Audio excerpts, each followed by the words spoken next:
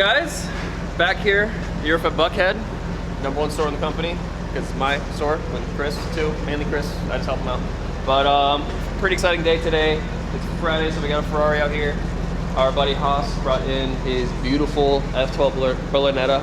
He's starting to get into tracking his cars, and this is one of his. He plans to take out on the track, so given how fast these cars are, definitely want to take some time with it, especially because you can get into some pretty dicey situations. So we'll make sure the car's all good and safe for him.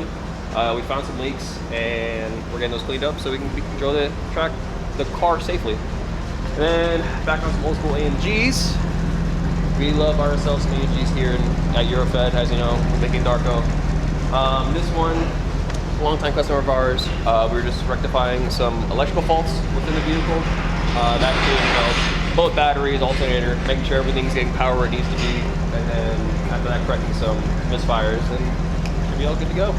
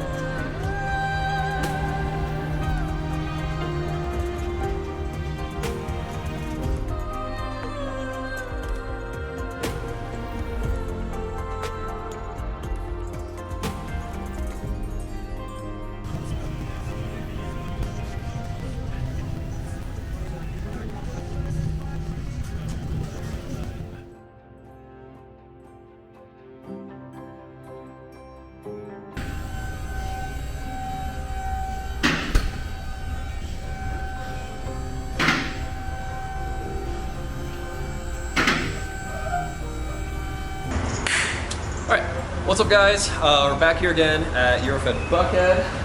This is me and Chris's store, but today we have something pretty special. We have a Lamborghini Huracan in for just actually some routine maintenance. So doing a transmission service, differential services, spark plugs, and an oil change, just to kind of make sure this Italian supercar is running at its best, and so that the owner can enjoy it for as many miles to come.